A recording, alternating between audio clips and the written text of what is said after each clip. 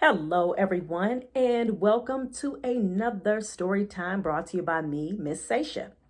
And I'm just going to get right on into it, y'all. You know I like to get right back into this book right here, J.D. and the Family Business, written by J. Dillard, illustrated by Akeem S. Roberts, who does the best hair in the family.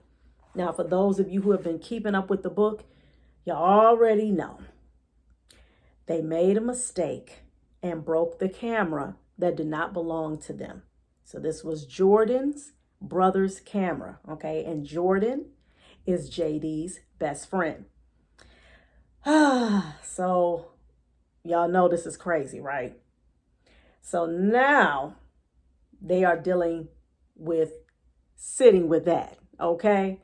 So now I'm about to read chapter 10, which is titled The Debt.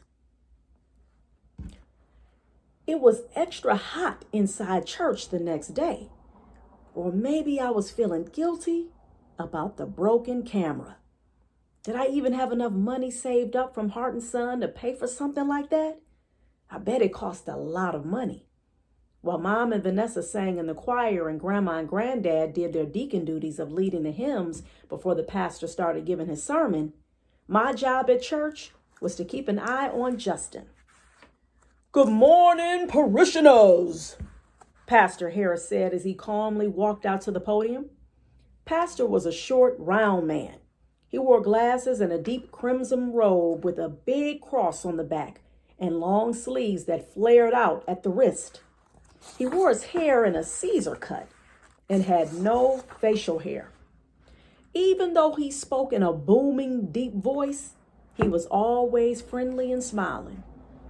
"Today, we are going to talk about lies and truth." "Yes, Pastor," everyone yelled out. I shrunk down in my seat and started to sweat even more. Could Pastor Harris read my mind? What did Jordan end up telling Naija about the broken camera? Did he say it was all my fault? How long before Jordan's parents would call my house? I'd surely have to go back to Hart and Son to pay for the camera. And probably worse. Back at the house, my family ate piles of greens, cornbread, black-eyed peas, and the baked chicken my grandmother had started making because the doctor told her it was healthier than fried. "You're awfully quiet tonight, JD," Mom said. "Is something wrong?" My mom's cell phone rang before I could answer. I couldn't see who it was. "Excuse me, everybody, I'll be right back," Mom said, moving to the living room. We were always taught it was rude to talk on the phone at the dinner table, so no one ever did. Her voice was muffled, but I heard bits and pieces. "Oh, really? Thanks for letting me know. I'll talk to both of them about it. Good night." It didn't sound good. When dinner was finished and I had scraped the dishes clean and placed them in the dishwasher, I tried to make a beeline for my bedroom. "Good night, everyone," I said. It's not that late, JD. I need you and Vanessa to come have a chat with me in the living room." Vanessa and I turned and looked at each other. Vanessa rolled her eyes. "This is your fault," she mouthed. "So I got a call from Naija today, and he told me that you kids took his camera this weekend without asking." I gulped, waiting for the rest of the truth to come out. "And he said it came back broken. Can someone please tell me what happened?" Since it was my idea to ask Jordan for the equipment, I decided I had better speak up. It wasn't Vanessa's fault. She didn't deserve to get in trouble. "Well, Mom, it was an accident. Me, Vanessa, and Jordan were filming a video at Jessica's house, and the camera broke while me and Jordan were playing football outside. Vanessa wasn't with me when we took the camera equipment, and she wasn't there when it broke." Mom looked at me for a long time with a soft face. "Why did you need the camera in the first place, JD?" "We just thought having a better camera would make our YouTube videos look cool," I said. Vanessa put both her hands up to her mouth like I had done something shocking. I guess I just gave away our secret. "What YouTube videos?" Mom asked. Vanessa stepped in front of me like she was trying to shield me. Mom, remember when I said I wanted to apply for junior business scholars? Vanessa asked. Well, the career I picked is hair influencer. I could have sworn you told me you wanted to do a girls and boys salon, Mom said. Well, it is a salon, just on YouTube. JD is my employee. He's working with me instead of at Hart and Son. We're making videos with Jessica. That was it. All of it. For a second, I forgot about the trouble we might be in because I was mad she called me her employee. You know, you should have been more clear about what you were doing, Vanessa. I don't feel you were completely honest with me. I'm sorry, Mom, Vanessa said, but I'm almost done with the project. I have to finish now. Can I show you what we did? Mom followed us over to the computer and Vanessa pulled up our Kids Cuts and Nails channel. Vanessa played her the video of me giving Xavier a high top fade with a ruler. Me and Vanessa watched Mom in silence as a smile crept across her face. We still only had a handful of views, but there were a couple of new comments. That's creative, Mom said when everything finished. But, Vanessa, you should have told me that you were doing this with JD. And JD, you should have told me that you stopped working at Hart and Son. The internet is not always a safe place for kids.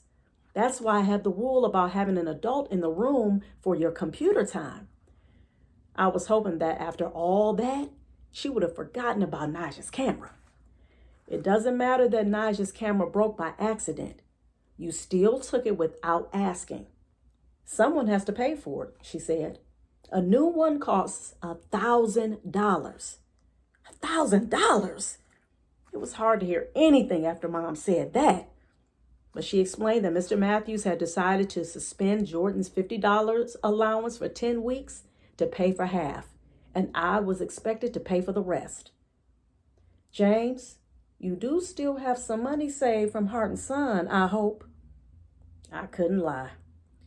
Yes, Mom, I do, but not that much. Since Jordan had been given 10 weeks to pay off his part, I got the same amount of time. I'm sure if you go back to the barbershop, you can pay what you owe pretty quickly, Mom said. My shoulders dropped.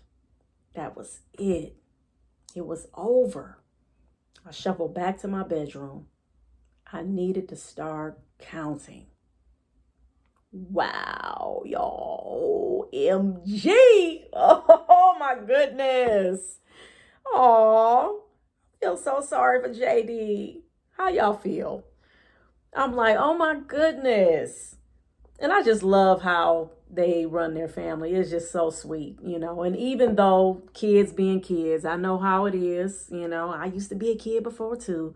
And you do a little sneaky this and all of that. But you know, at the end of the day, you know, how, you know, they have their family set up.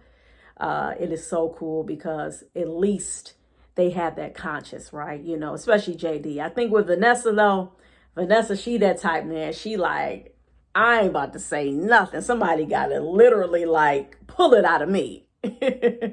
So what do you all think? Do you all think that, well, obviously they have to pay the money, you know, for the camera. I think that's pretty obvious.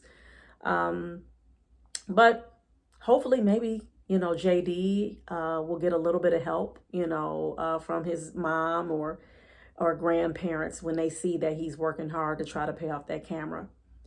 However, at the same time, it is teaching him to be responsible. So with all of that being said, you all let me know in the comment section below what you all think. And do you all think that JD is going to go back to Hart and Son as well? All right. I hope you all enjoyed that chapter. Please make sure you like, subscribe, and share. All right. Take care and keep reading for at least 30 minutes a day. Peace.